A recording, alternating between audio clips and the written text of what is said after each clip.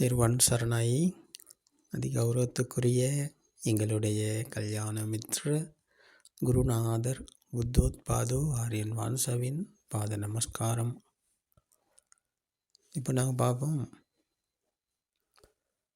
கர்மா என்கிற கர்ம பூமியில் தான் இன்றைக்கு மனிதர்கள் வாழ்ந்து கொண்டிருக்கிறாங்க.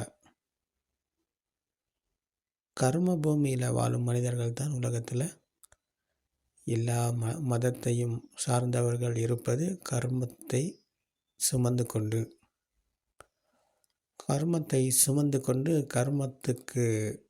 கர்மத்தை சேர்த்து கொண்டு போகும் மனிதர்கள் தான் உலகத்தில் இருக்கும் அனைத்து மதத்தவரும். மதம் இல்லை என்று மதம் சார்பு அற்ற மனிதர்களும் இப்படித்தான் வாழ்ந்து கொண்டிருக்கிறாங்க. இப்போ கர்ம பூமியில் இருக்கும் இந்த மனிதர்கள், அவர்கள் போவது துன்பத்துக்கு. அவர்களுக்கு இன்பம் ஒன்று கிடையாது, அவர்களுக்கு துன்பம்தான் மிஞ்சுவது. எங்கே சென்றாலும் அவருக்கு மிஞ்சுவது துன்பம்தான்.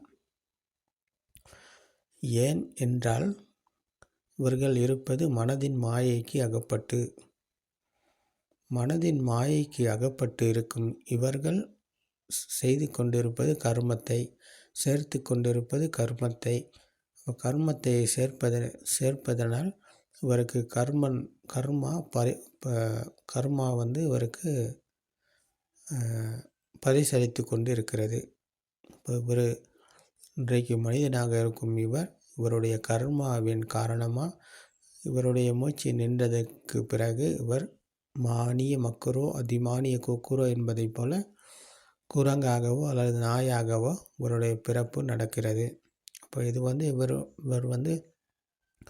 சேர்த்து கொண்ட கர்மாவை பொறுத்தவரையில் இவருடைய பிறப்பு நடக்கிறது.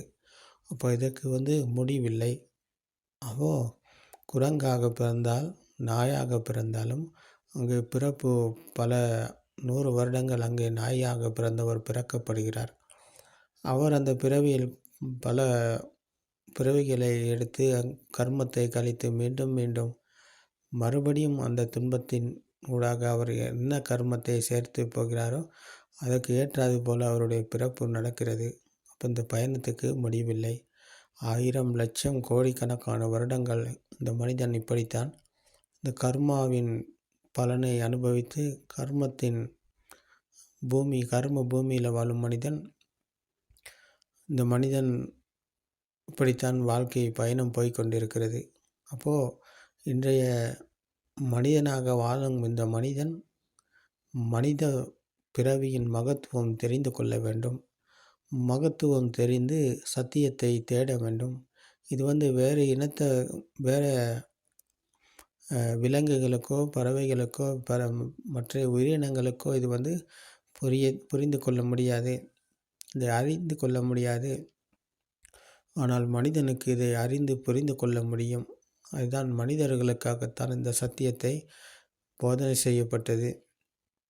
அனைத்து உயிரினங்களும் நிர்வாணத்தில்தான் நிர்வாணம் அடைதலின் மூலமாகத்தான் சாந்தமான இனிமையான சுவைக்கு வருவார். அவருக்குத்தான் இனிமையான சுவை இருக்கிறது. எல்லா உயிரினங்களை எடுத்து பார்த்தாலும் எல்லா உயிரினங்களும் இருப்பது துன்பத்தில். ஏனென்றால் உயிரினங்கள் அனைத்தும் எல்லாமே இருக்கிறது என்று நம்பிக்கொண்டிருக்கிறது. அப்போ இதே போலத்தான் மனிதர்களும் எல்லாமே இருக்கிறது என்று நம்பிக்கொண்டிருக்கிறார்கள். அப்போ நம்பிக்கொண்டிருக்கும் மனிதர்கள் அத்தனை பேரும் இருப்பது கர்மா என்கிற கர்ம பூமியில். அப்போ கர்ம பூமியில் இருக்கும் மனிதன் வெளி உலகம் இருக்கிறது, வெளியில் உலகம் இருக்கிறது என்று எடுத்துக்கொண்டு நம்பி வாழும் இந்த மனிதன் போவது துன்பத்தை நோக்கி. இவர் சேர்த்து கொண்டு போவது கர்மாவை சேர்த்து கொண்டு போகும் இவர் துன்பத்தை தான் சேர்த்து கொண்டு போகிறார். இவர் மானிய மக்குரு அதிமானிய குக்குரோ என்பதை போல குரங்காகவோ நாயாகவோ இவருடைய பிறப்பு நடக்கிறது. அப்போ அந்த பிறப்பு இறப்பு என்ற பயணத்தை மேற்கொண்டு போகும் மனிதன் இந்த மனித பிறவியின் மகத்துவம் தெரிந்து சத்தியத்தை தேடி இந்த சத்தியத்தினூடாக சத்திய தர்மத்தை கேட்டு இதை தெரிந்து புரிந்து கொள்வாராக இருந்தால் அவர் இந்த பிறப்பு இறப்பு என்ற ஆழ்கடல் துன்பகரமான இந்த பல ஆயிரம் லட்சம் பல கோடி வருடங்களாக பயணம் செய்த இந்த துன்பகரமான பூமியிலிருந்து அவர் விடுதலை அடைவார். கர்ம பூமியிலிருந்து அவர் விடுதலை அடைவார். கர்ம பூமியிலிருந்து விடுதலை அடைவதற்கு தான் பகவான் புத்தர் அவர்கள் இந்த காரணம் அதன் பலன் என்ற சத்தியத்தை போதனை செய்தார்கள். பகவான் புத்தர் கூறியது வந்தது காரணம் அதன் பலன் என்ற சத்திய தர்மத்தை. காரணம் என்கிற போது உற்பத்தி நிலையங்கள் என்று கூறுகிறார்கள். கண், காது, மூக்கு, நாக்கு, உடம்பு. கண், காது, மூக்கு, நாக்கு, உடம்பு என்கிற இந்த 5 உற்பத்தி நிலையங்கள் தான் காரணம். அப்போது இதன் பலனாக வந்தது தான் ஆத்ம திருஷ்டி. இப்போ இதுதான் காரணம். அப்போ காரணம் அதன் பலன் என்ற சத்தியத்தை தான் பகவான் புத்தர் அவர்கள் போதனை செய்தார்கள். காரணமாக வந்தது உற்பத்தி நிலையங்கள், பலனாக வந்தது ஆத்ம திருஷ்டி. அப்போது காரணம் அதன் பலன் என்ற சத்திய தர்மத்தை கேட்டு இதை தெரிந்து புரிந்து கொள்பவர் காரணமாக வந்த உற்பத்தி நிலையங்களில்தான் நாங்கள் வெளியில் இருக்கிறது என்று பிடித்து கொண்டிருக்கிறோம். உற்பத்தி நிலையங்களால் உருவாக்கப்பட்டதை தான் வெளியில் இருக்கிறது என்று பிடித்து கொண்டிருக்கிறோம். அப்போ உற்பத்தி நிலையங்களால் உருவாக்கப்பட்டது வெளியில் எங்கேயும் இல்லை என்ற சத்தியத்து காரணம் அதன் பலன் என்ற சத்திய தர்மத்தை புரிந்து கொள்ளும் போது அவர் உற்பத்தி நிலையங்களிலிருந்து விடுதலை அடைகிறார். அப்போ அந்த ஆத்ம துஷ்டியிலிருந்து அவர் விடுதலை அடைகிறார். அப்போ ஆத்ம துஷ்டியிலிருந்து விடுதலை அடைந்தவருக்கு மீண்டும் உலகம் உண்மையாகாது. வெளியில் இருக்கிறது என்று அவர் பிடித்து கொள்ள மாட்டார். இருக்கிறது என்ற பிடிப்பிலிருந்து விடுதலை அடைந்த சுபாவம் கர்ம பூமியிலிருந்து விடுதலை அடைந்த சுபாவம் இதுதான். அப்போது கர்ம பூமியிலிருந்து விடுதலை அடைந்தவர் மீண்டும் கர்ம பூமிக்கு அவர் போக மாட்டார். கர்மா என்ற கர்ம பலனிலிருந்து அவர் விடுதலை அடைந்து விட்டார். அவருக்கு கர்மம் பரிசீலிப்பதற்கு அவருக்கு உலகம் ஒன்று இல்லை. காம பூமியிலிருந்து விடுதலை அடைந்த போது மீண்டும் காம பூமிக்கு அவர் போவதற்கு காம பூமி என்பது அவருக்கு கிடையாது. காம பூமியிலிருந்து அவர் விடுதலை அடைந்து விட்டார். விடுதலை அடைந்தவருக்கு உலகம் இல்லை என்றால் அவருக்கு பிறப்பதற்கு இங்கே உலகம் ஒன்று இல்லை. அவர் கர்ம பூமியிலிருந்து விடுதலை அடைந்த சுபாவத்தில் அவர் காரணம் அதன் பலன் என்ற சத்திய தர்மத்தை புரிந்து உணர்ந்து பிரத்யக்ஷம் அடைந்த போது அவர் இந்த சத்திய தர்மத்தோடு இணைந்து செயல்படும் போது அவர் கர்ம பூமியிலிருந்து விடுதலை அடைந்த சுபாவத்துக்கு வருகிறார். மீண்டும் அவருக்கு கர்மா என்பது கிடையாது. கர்ம பூமி அங்கேயே விழப்படுகிறது. அங்கேயே சுக்கு நூறாக உடைந்து தூள் தூளாகுகிறது. இந்த சத்திய தர்மத்தை கேட்டு இதை அன்றாட வாழ்க்கையில் இதை ப்ராக்டிக்கலாக பழக்கப்படுத்தும் போது இதை எங்களால் புரிந்து கொள்ள முடியும். அப்போ இது புரிந்து கொள்ளக்கூடிய சத்தியம். சங்கித்தே நிப்பிதாயே என்று பகவான் புத்தர் அவர்கள் கூறியது புரிந்து கொள்ளக்கூடிய சத்தியம். புரிந்து கொண்டவர் மீண்டும் அந்த உலகம் உண்மையாக இருக்கிறது என்று எடுத்துக்கொண்டு போக மாட்டார். அப்போது உலகம் உண்மையாக இருக்கிறது என்று எடுத்துக்கொண்ட மனிதன் அதில் நல்லது கெட்டது, இன்பம் துன்பம், லாபம் நஷ்டம், புகழ்ச்சி இகழ்ச்சி, விருப்பு வெறுப்பு என்ற இந்த 2 உச்சக்கட்டங்களில் தான் வாழ்ந்து கொண்டிருக்கிறார். எந்த மனிதனை எடுத்துக்கொண்டாலும் இந்த 2 உச்சக்கட்டங்களில் தான் வாழ்ந்து கொண்டிருக்கிறார். அப்போது அவர் இருப்பது கர்ம பூமியில். ஆனால் காரணம் அதன் பலன் என்ற சத்தியத்துக்கு வந்தவர் அந்த 2 உச்சக்கட்டங்களில் இருந்தும் விடுதலை அடைகிறார். நல்லதும் இல்லை, கெட்டதும் இல்லை, லாபமும் இல்லை, நஷ்டமும் இல்லை, புகழ்ச்சியும் இல்லை, இகழ்ச்சியும் இல்லை, விருப்பம் இல்லை, வெறுப்பும் இல்லை. அப்போ இந்த 2 உச்சக்கட்டங்கள் என்பது மனதின் அதிர்வு. இந்த அதிர்வின் காரணமாகத்தான் இவை அனைத்தும் இருக்கிறது என்று நாங்கள் பிடித்து கொண்ட பிடிப்பு தான் இந்த மனதின் ஆத்ம துஷ்டி. இப்போ அந்த ஆத்ம துஷ்டி என்பது தான் அதிர்வு. அதிர்வு என்பது கரண்ட்டை போல கண்ணுக்கு தெரிவது, காதுக்கு கேட்பது, மூக்குக்கு உணர்வது, நாக்குக்கு உணர்வது, உடம்புக்கு உணர்வது, இவை அனைத்தும் வெளியில் இருக்கிறது என்று எடுத்துக்கொண்ட போது அங்கே ஒரு அதிர்வு பிறக்கிறது.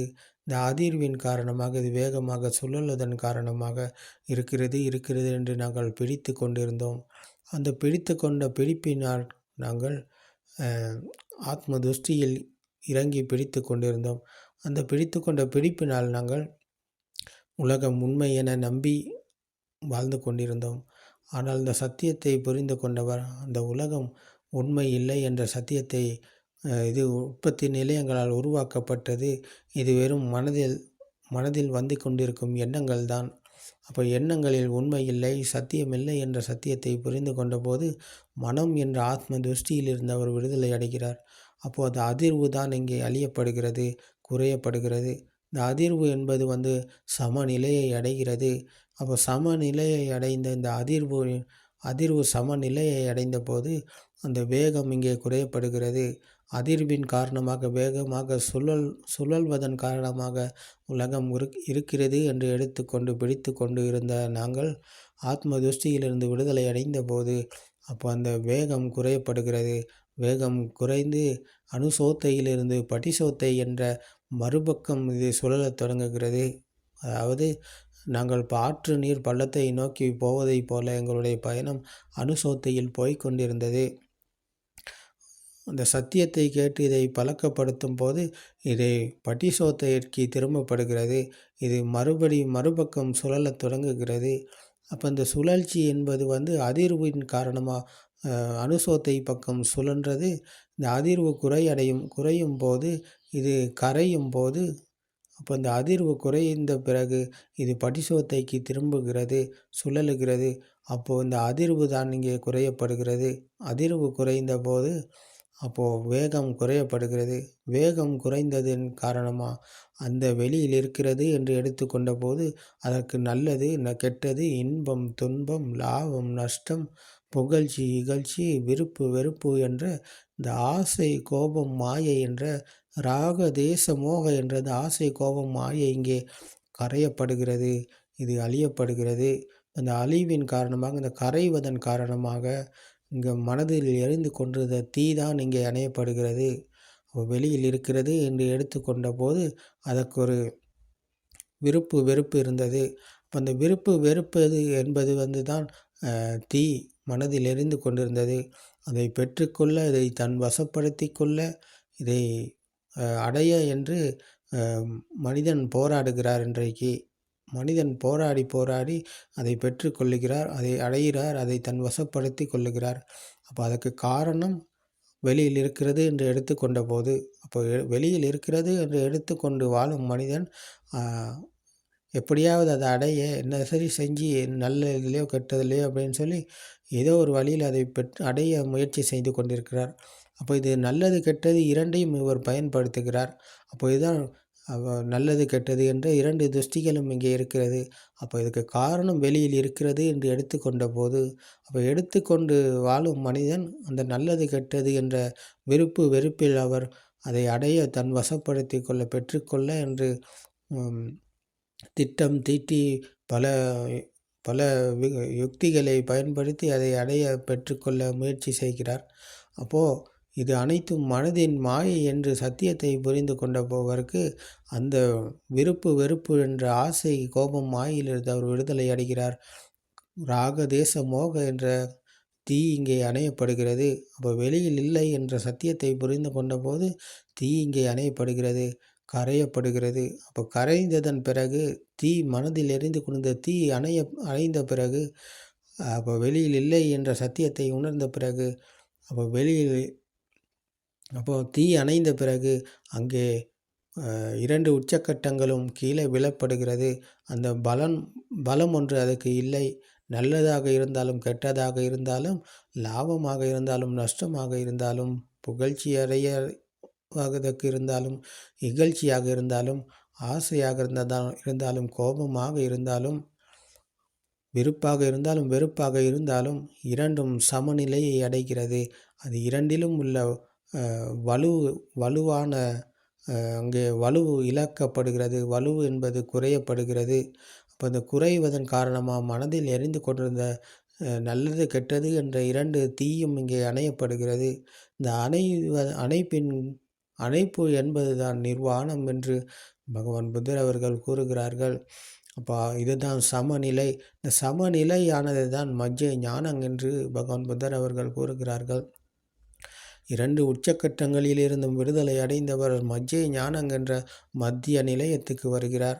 அப்போ இது சமத்த தியானத்தை மேற்கொள்வதைப் போல ஒரு நிலையில் இருந்து உட்கார்ந்துக்கிட்டு, ஒரு இடத்துல உட்காந்துக்கிட்டு கண்களை மூடிக்கிட்டு கைகளுக்கு மேலே கைகளை வைத்துக்கொண்டு சம்மணம் கால் போட்டு உட்கார்ந்து கொண்டு தியானம் செய்வது போல இது மனதை ஒரு நிலைப்படுத்துவது கிடையாது. மனதின் மாயையை மனம் உருவான விதம் பற்றி தெரிந்து கொண்டு மனதின் மாயையை புரிந்து கொண்டு அவ்வழியாக நடைமுறைக்கு நாங்கள் இதை கையாண்டு இந்த சத்தியம் என இதை புரிந்து கொண்டு இதுதான் சத்தியம் என்ற உணர்வுக்கு நாங்கள் விழித்து கொண்டபோது இங்கே இது குறையப்படுகிறது. ராக தேச மோக என்ற ஆசை கோபம் மாயை குறையப்படுகிறது. இந்த மனதில் எரிந்து கொண்ட தீ அணையப்படுகிறது. இந்த அணைப்பு என்பது நிர்வாணம் என்று பகவான் புத்தர் அவர்கள் கூறுகிறார்கள். அப்போ இதுதான் புரிந்து கொள்ளக்கூடிய சத்தியம். சங்கித்தே நிபிதாய இது புரிந்து கொள்ளக்கூடியது. அப்போ இதை புரிந்து கொண்டதன் பிறகு இவர் அந்த ஆசை கோபம் மாயிலிருந்து விடுதலை அடைகிறார். காம பூமியிலிருந்து விடுதலை அடைகிறார். அவர் காம பூமிக்கு அவருக்கு மீண்டும் காம பூமி அவருக்கு உண்மையாகாது. கண்களுக்கு தெரிவது, காதுக்கு கேட்பது, மூக்குக்கு உணர்வது, நாக்குக்கு உணர்வது, உடம்புக்கு உணர்வது என்ற உற்பத்தி நிலையங்களால் உருவாக்கப்பட்டது எங்கேயுமே இல்லை என்ற சத்தியத்தை புரிந்து பிரத்யக்ஷம் அடைந்த சுபாவம் இதுதான். அப்போ இந்த சுபாவத்தை சத்தியத்தை புரிந்தவருக்கு மீண்டும் கண்களுக்கு தெரிவது வெளியில் இருக்கிறதா, காதுக்கு கேட்பது வெளியில் இருக்கிறதா, மூக்குக்கு உணர்ந்தது, நாக்குக்கு உணர்ந்தது, உடம்புக்கு உணர்வது வெளியில் இருக்கிறதா? வெளியில் எங்கேயும் கிடையாது. உடம்புக்கு உணரும் உஷ்ணம் வெளியில் இருக்கிறதா? இல்லை. குளிர் வெளியில் இருக்கிறதா? இல்லை. இறுக்கமான பாரமானது தன்மைகள் வெளியில் இருக்கிறதா? இல்லை. இந்த உடம்பு என்கிற சென்சரால் உருவாக்கப்பட்டதை தான் நாங்கள் வெளியில் இருக்கிறது என்று சொல்லி கொண்டிருக்கிறோம். வெப்பம் அதிகமாக இருந்தால், சூடு அதிகமாக இருந்தால் எங்களுக்கு வியர்க்கிறது, எனக்கு வேர்க்குது, சூடு அதிகமாக இருக்குது அப்படின்னு சொல்லி நாங்கள் அதுக்கு வெறுப்பு உண்டாகுகிறது. அதே குளிர் அதிகமாக இருந்தாலும் இந்த உடம்புக்கு உணர்கின்ற இந்த குளிர் அதிகமாக இருந்தாலும் அதற்கும் வெறுப்பு உருவாகுகிறது. அதுவே இதமாக இருந்தால் குளிர் இதமாகவும் இருக்கிறது, சூடும் இதமாக இருக்கிறது, உஷ்ணம் இதமாக இருக்கிறது என்று எடுத்துக்கொண்டு அதில் நாங்கள் விரும்புகிறோம். அப்போ இந்த வெறுப்பு என்பது வெளியில் கிடையாது. அப்போது இந்த சென்சரால் உருவாக்கப்பட்டது. இந்த உடம்பு என்ற சென்சர் இந்த உடம்பு என்ற உற்பத்தி நிலையம் இல்லை என்றால் வெளியில் உள்ளது என்றும் எங்கேயும் இருப்பது கிடையாது. இந்த உடம்புக்கு உணர்வதை தான் நாங்கள் இது சூடு, இது குளிர், இது இறுக்கம், இது பாரமான தன்மை என்று நாங்கள் பிடித்து கொண்டிருக்கிறோம். அப்போது உடம்பு என்ற சென்சர் இல்லை என்றால், இது இயங்கவில்லை என்றால், இது இறந்த ஒரு டெட் பாடி ஆயிடுச்சின்னு சொன்னால் அப்போ இதுக்கு கூலாக இருந்தாலும் ஒன்று, சூடாக இருந்தாலும் ஒன்று தான். அப்போது இந்த மூச்சு இருக்கும் வரை இந்த உற்பத்தி நிலையங்கள் இயங்குகிறது. அப்போ உற்பத்தி நிலையங்கள் இயங்கும் வரை இந்த உற்பத்தி நிலையங்களால் உருவாக்கப்படுகிறது சென்சர்களால் உற்பத்தி செய்து கொண்டிருக்கிறது. கண்களுக்கு வர்ணத்தை உற்பத்தி செய்கிறது, காதுக்கு சத்தத்தை உற்பத்தி செய்கிறது, மூக்குக்கு வாசனை, நாக்குக்கு சுவை, உடம்புக்கு குளிர் உஷ்ணம் இறுக்கமான தன்மைகளை உற்பத்தி செய்து கொண்டிருக்கிறது. அப்போது உற்பத்தி செய்வது என்பது நான் உற்பத்தி செய்வது கிடையாது, எனக்கு உற்பத்தி ஆகுவது கிடையாது. இந்த உடம்பு என்பது இந்த 5 உற்பத்தி நிலையங்களால் உருவாக்கப்பட்டது, இந்த சென்சர்களால் உருவாக்கப்பட்டது. அப்போ வெளியில் இல்லை. வெளியில் எங்கேயாவது இருக்கிறதா என்று பார்த்தால் வெளியில் இல்லை. அப்போ இதை புரிந்து கொள்பவர் இப்போ இந்த உற்பத்தி நிலையங்களிலிருந்து விடுதலை அடைகிறார். கண்களுக்கு தெரிவது எனக்கு தெரிவது கிடையாது, காதுக்கு கேட்பது எனக்கு கேட்பது கிடையாது, மூக்குக்கு உணர்வது எனக்கு உணர்வது கிடையாது, நாக்குக்கு உணர்வது எனக்கு உணர்வது கிடையாது, உடம்புக்கு உணர்வது எனக்கு உணர்வது கிடையாது என்ற சத்தியத்தை புரிந்தவர் உற்பத்தி நிலையங்களில் இருந்து அவர் விடுதலை அடைகிறார். அப்போ சலாயத்தன லோகோ சலாயத்தன நிரோதோ நிப்பானோ என்ற 6 உற்பத்தி நிலையங்களில் இருந்தும் விடுதலை அடைந்தால் அவர் நிர்வாணம் அடைவார் என்று பகவான் புத்தர் கூறிய 6 உற்பத்தி நிலையங்களிலிருந்தும் அவர் விடுதலை அடைகிறார், நிர்வாணம் அடைகிறார். அப்போ இதுதான் சங்கித்தே நிப்பிதா என்று புரிந்து கொள்ளக்கூடிய சத்தியம் என்று பகவான் புத்தர் அவர்கள் கூறியது. அப்போ 6 உற்பத்தி நிலையங்கள் என்பது கண், காது, மூக்கு, நாக்கு, உடம்பு என்ற 5 உற்பத்தி நிலையங்களால் உருவாக்கப்பட்டது தான் மனது. அப்போ மனதில் தான் உலகம் இருக்கிறது என்று நாங்கள் பிடித்து கொண்டிருந்தோம்.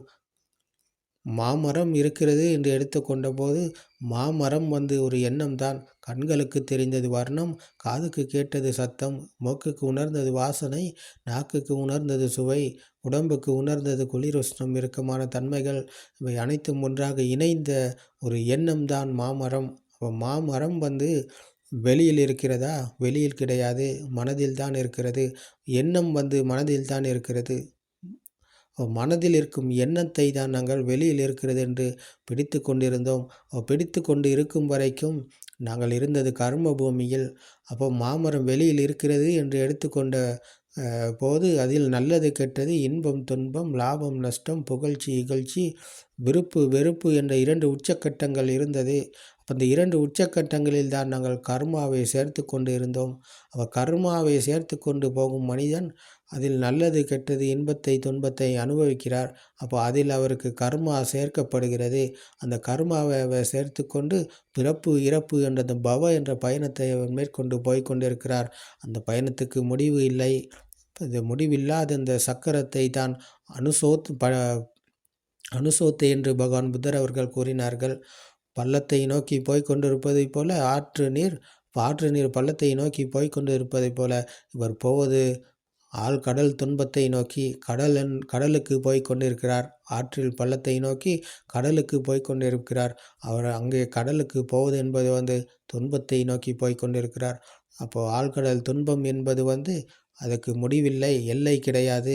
இப்போ எல்லையற்ற துன்பத்தை நோக்கி போய்கொண்டும் இருக்கும் இவருக்கு சத்தியத்தை போதனை செய்தபோது அந்த சத்தியத்தை கேட்டு இவர் தெரிந்து புரிந்து கொண்டு நடைமுறைப்படுத்தி இதை சத்தியத்தை உணர்ந்தார் என்றால் அவர் படிசோத்தை என்ற ஆற்று நீர் பள்ளத்திலிருந்து மேல் நோக்கி போவதைப் போல அவர் அனுசோத்தையிலிருந்து படிசோத்தைக்கு இவர் பயணம் மேற்கொள்ளப்படுகிறது. மறுபக்கம் இது சுழலத் தொடங்குகிறது. அப்போ இந்த சத்தியத்தை புரிந்து கொள்பவர் கர்ம பூமியிலிருந்து விடுதலை அடைகிறார். துன்பகரமான இந்த ஆழ்கடல் துன்பத்திலிருந்து அவர் விடுதலை அடைகிறார். கர்ம பூமியிலிருந்து விடுதலை அடைந்த அவருக்கு மீண்டும் கர்மா பூமி அவருக்கு பலிசளிப்பதற்கு கிடையாது. அப்போது கர்ம பூமியிலிருந்து விடுதலை அடைந்த போது அவர் காரணம் அதன் பலன் என்ற சத்திய தர்மத்தை புரிந்து உணர்ந்து பிரத்யக்ஷம் அடைந்த நிலையில் அவர் இந்த காரணம் அதன் பலன் என்ற சத்திய தர்மத்துக்கு வருகிறார். அப்போ இதுதான் பகவான் புத்தர் கூறிய சங்கித்தே நிப்பிதா என்ற புரிந்து கொள்ளக்கூடிய சத்தியம். இது புரிந்து கொள்ளக்கூடிய சத்தியமே தவிர இது மாமரம் வெளியில் இல்லை என்று எடுத்துக்கொள்ளும் ஒரு கட்டத்துக்கு நாங்கள் போவது கிடையாது. இதை புரிந்து கொள்ளக்கூடியது. புரிந்து கொண்டதன் பிறகு மாமரம் என்பது எங்களுக்கு வழக்கம் போல தெரியும், கேட்கும், உணரப்படும். அப்போ அந்த உற்பத்தி நிலையங்கள் சென்சர்கள் அனைத்தும் இயங்கும். அதே போல் கண்களுக்கு தெரிவதில் காதுக்கு கேட்பது, மூக்குக்கு உணர்வது, நாக்குக்கு உணர்வது, உடம்புக்கு உணர்வது, மனதுக்கு வருகின்ற எண்ணங்கள் அனைத்தும் இங்கே சென்சர்கள் அனைத்தும் இயங்கும். அது வழக்கம் போல தெரியும், கேட்கும், எல்லாமே நடக்கும். ஆனால் மாமரம் என்ற எண்ணத்தில் அந்த 2 உச்சக்கட்டங்களிலிருந்தும் விடுதலை அடைந்த மத்திய ஞானம் என்ற மத்திய நிலையத்துக்கு வந்த சத்தியத்தை புரிந்து கொண்டவருக்கு மாமரத்தின் மீது இருந்த விருப்பு வெறுப்பு தான் இல்லாமல் போகிறது, அழிந்து போகிறது.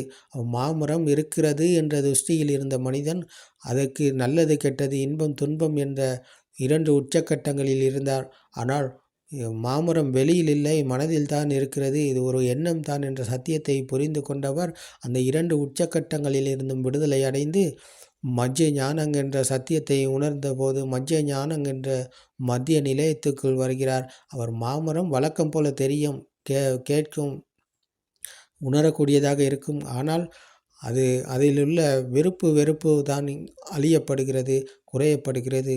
அப்போ அந்த விருப்பு வெறுப்பு குறையப்பட்ட போது அதற்குள்ள பெருமதியும் அதற்குள்ள மதிப்பும் தான் இங்கே குறையப்படுகிறது. பெருமதியும் மதிப்பும் குறைந்த நிலைதான் இந்த மத்திய ஞானம் என்ற மத்திய நிலையத்துக்கு வந்த சுபாவம். அப்போ இது புரிந்து கொள்ளக்கூடியது என்று பகவான் புத்தர் அவர்கள் கூறியது இதைத்தான். அப்போ இதை புரிந்து கொண்டதன் பிறகு அதுக்குள்ள ஆசை கோபம் மாயிலிருந்து அவர் விடுதலை அடைகிறார். அவர் மனதில் எரிந்து கொண்டது தீ இங்கே அணையப்படுகிறது. அப்போ தீ அணைந்ததன் பிறகு அவர் இருப்பது சாந்தமான இனிமையான சுவையில். ஏதம் சாந்தங் ஏதம் பிரணீதங் யதிதம் சப்ப சங்கார சமத்தோ என்ற அனைத்து எண்ணங்களும் பாவகரமானது. அந்த அனைத்து எண்ணங்களிலிருந்தும் விடுதலை அடைந்த போது, பாவகரமான எண்ணங்களிலிருந்து விடுதலை அடைந்த போது அந்த மஜ்ஜை ஞானம் என்ற நிலைக்கு வருகிறார். மத்திய நிலையத்துக்கு வருகிறார். அப்போ எண்ணங்களில் உண்மை கிடையாது. எண்ணங்கள் அனைத்தும் மனதின் மாயை, கற்பனை, ஃபேண்டசி, இது எங்கேயும் இருப்பது கிடையாது என்ற சத்தியத்தை புரிந்து கொண்டவர் மஜ்ஜை ஞானம் என்ற மத்திய நிலையத்தில் நிர்வாணம் அடைகிறார். அப்போ நிர்வாணம் அடைவது என்பது மனதில் எரிந்து கொண்ட தீ அணைந்த நிலைதான் நிர்வாணம். அப்போ தீ அணைந்த போது இங்கே அந்த அதிர்வு குறையப்படுகிறது. மனம் என்ற துஷ்டியில் நாங்கள் பிடித்து கொண்டிருந்த போது, ஆத்ம துஷ்டியிலிருந்து நாங்கள் விடுதலை அடைந்த போது இங்கே மனதில் எரிந்து கொண்டிருந்த தீ அணையப்படுகிறது. இந்த அணைப்பு தான் நிர்வாணம். அந்த நிர்வாணம் அடைந்த சுபாவத்தில் அவர் சாந்தமான இனிமையான சுவையில் இருக்கிறார். அவர் தான் இந்த எளிமையான தன்மைக்கு வந்தவர். ஆடம்பரமான வாழ்க்கையிலிருந்து எளிமையான வாழ்க்கைக்கு வந்த ஆரிய ஸ்ராவகர் இவர்தான். இவரைத்தான் பகவான் புத்தர் அவர்கள் சங்க என்று கூறினார்கள். தம்மங் சரணங்கச்சாமி, புத்தங் சரணங்கச்சாமி, சங்கங் சரணங்கச்சாமி என்ற 3 மாணிக்கங்களின் சரணம் இங்கேதான் இருக்கிறது. அப்போ தர்மத்தை சரணடைபவர் புத்தரை சரணடைகிறார். புத்தரை சரணடைபவர் தான் சங்க என்று பகவான் புத்தர் அவர்கள் கூறினார்கள். இது பிராக்டிக்கலாக பழக்கப்படுத்தக்கூடியது. நடைமுறை பக்கம்தான் இது முற்று முழுதாக இருக்கிறது. இது வெறும் சிலபஸ் அல்ல. இது ஒரு கற்பனை கதை அல்ல. இந்த சத்திய தர்மத்தை கேட்டு தெரிந்து புரிந்து இதை பிரத்யக்ஷம் அடைவதற்கு நாங்கள் நடைமுறை பக்கம் திரும்பி அனுசோத்தையிலிருந்து படிசோத்தைக்கு வர வேண்டும். படிசோத்தையின் நிர்வாணம் அடைபவருக்கு உலகம் உண்மையாக கிடையாது. உண்மை என நம்பிக்கொண்டிருந்த உலகத்திலிருந்து விடுதலை அடைந்த போது அவருக்கு உலகம் மீண்டும் மறுபடியும் உண்மையாக கிடைக்க எங்கே பார்த்தாலும் அகப்படாது. அப்போ இந்த நிலையானது தான் நிர்வாணம் அடைந்த நிலை. இந்த சுபாவத்தை அடையத்தான் பகவான் புத்தர் அவர்கள் இந்த உலகத்தில் உள்ள அனைத்து மனிதர்களுக்கும் சத்தியத்தை போதனை செய்தார்கள். அப்போ இதை புரிந்து கொண்டவர்கள் ஒரு பிக்ஷுவாக இருக்கணும் அப்படின்ற கட்டாயம் கிடையாது. நாங்கள் காவி உடைகளை அணிந்து கொண்டு பன்சலையிலோ ஆராணையிலோ பெற்று இருக்கணும்ன்றது கிடையாது. வீட்டில் இருக்கும் இல்லத்து மனிதனுக்கும் இதை புரிந்து கொள்ள முடியும். இதை புரிந்து கொள்ளக்கூடிய சத்தியம் என்று அதைத்தான் பகவான் புத்தர் அவர்கள் கூறினார்கள். இது பிக்ஷு பிக்ஷுனி உபாசக உபாசிகா என்று அனைத்து மனிதர்களுக்கும் இது போதனை செய்யப்பட்டது. இது பிக்ஷுவுக்கும் பிக்ஷுனிக்கும் மட்டுமல்ல, உபாசக உபாசிகா என்ற வீட்டில் இருக்கும் அனைத்து மனிதர்களுக்கும் சிறியவரிலிருந்து பெரியவர் வரைக்கும் இதை புரிந்து கொள்ள முடியும்.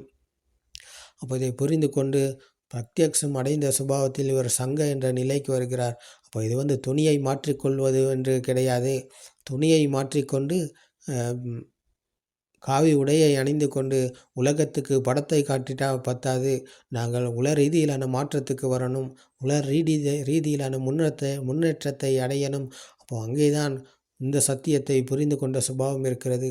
சத்தியத்தை புரிந்து கொண்டவர்கிட்ட இருந்து வெளியில் யாருக்கும் எந்த ஒரு கெடுதலும் நடக்காது.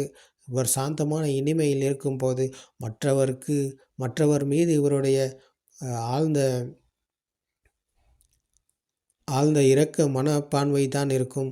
இந்த இரக்க குணம்தான் இருக்கும். இந்த மற்றவர் மீது கருணை தான் இருக்கும். அந்த கருணையின் காரணமாக அவர் சத்தியத்தை போதனை செய்ய முயற்சி செய்வார். சத்தியத்தை உணர முயற்சி செய்வார். அப்போது இது சத்தியத்தை உணர்ந்த சுபாவத்தில் வரும் அனைத்து ஸ்ராவக சங்க என்ற அனைவருக்கும் இது இந்த புத்த சுபாவத்தை அடைந்த ஸ்ராவக புத்த என்ற புத்த நிலையை அடைந்தவர்கள் இதைத்தான் செய்வார்கள். அப்போ இந்த சுபாவத்துக்கு வரும் அனைத்து மனிதர்களுக்கும் ஒரு மகா கருணை உருவாகும். இந்த மகா கருணையின் காரணமாக இந்த உலகத்தில் புத்த சாசனம் மறுபடியும் மறுமலர்ச்சி அடைய தொடங்கும். இங்கே தான் தொடங்குகிறது. வெளியில் பன்சலைகளை கட்டுவதும் வேறு விகாலைகளை அமைப்பதும் கிடையாது. புத்த சாசனத்தை மறுமலரச் செய்வது என்பது நாங்கள் உள ரீதியிலான மாற்றத்தை முன்னேற்றத்தை அடைவது தான் புத்த சாசனம் மறுமலர்ச்சி அடைவது என்பது. அப்போது இதுதான் பகவான் புத்தர் கூறிய அனாத்ம தர்மம். இந்த அனாத்ம தர்மத்தை புரிந்து ஆத்ம துஷ்டியிலிருந்து விடுதலை அடைந்தவர் அனாத்ம தர்மத்துக்குள் வந்து ஆத்ம துஷ்டியிலிருந்து விடுதலை அடைந்து சக்காய துஷ்டி என்கிற மித்யா துஷ்டியிலிருந்து கர்ம பூமியிலிருந்து விடுதலை அடைந்து மரணத்தை வெல்கிறார். மரணிப்பதற்கு அவர் இங்கே இல்லை, அவர் என்று ஒருத்தர் இல்லை. அப்போ அவர் இருந்தது உலகம் இருக்கிறது என்று எடுத்துக்கொண்ட துஷ்டியில், அப்போ உலகம் என்று ஒன்றும் இங்கே கிடையாது, இவை அனைத்தும் மனதின் மாயை கற்பனை என்ற சத்தியத்தை புரிந்த காரணம் அதன் பலன் என்ற சத்தியத்தை தர்மத்தை புரிந்து கொண்டவர் உலகத்தில் இருந்து விடுதலை அடைகிறார். உலகத்தில் இருந்து விடுதலை அடைந்தவருக்கு உலகம் இல்லை என்றால் அவருக்கு மரணம் இல்லை. ஏனென்றால் பிறப்பதற்கு அவருக்கு உலகம் ஒன்று இல்லை. பிறப்பு இறப்பு என்ற துஷ்டியிலிருந்து பிறப்பு இறப்பு என்ற அந்த ஆழ்கடல் துன்பகரமான பயணத்திலிருந்து விடுதலை அடையும் ஆர்ய ஸ்ராவகர் இவர்தான். ஸ்ராவக புத்த என்ற புத்த சுபாவத்தை அடைந்த புத்தரின் பிள்ளையாபவர் இவர்தான். அப்போது நீங்களும் இந்த சத்திய தர்மத்தை கேட்டு இதை ப்ராக்டிக்கலாக பழக்கப்படுத்தி நடைமுறைப்படுத்தி பார்த்தீங்க சொன்னால் உங்களுக்கும் இதை உணரக்கூடியதாக இருக்கும். நீங்கள் இதை புரிந்து கொண்டு இந்த சத்திய தர்மத்தோடு இணைந்து செயல்பட இந்த சத்திய தர்மம் உங்களுக்கு துணையாக இருக்கும். திருவன் சரணாயி.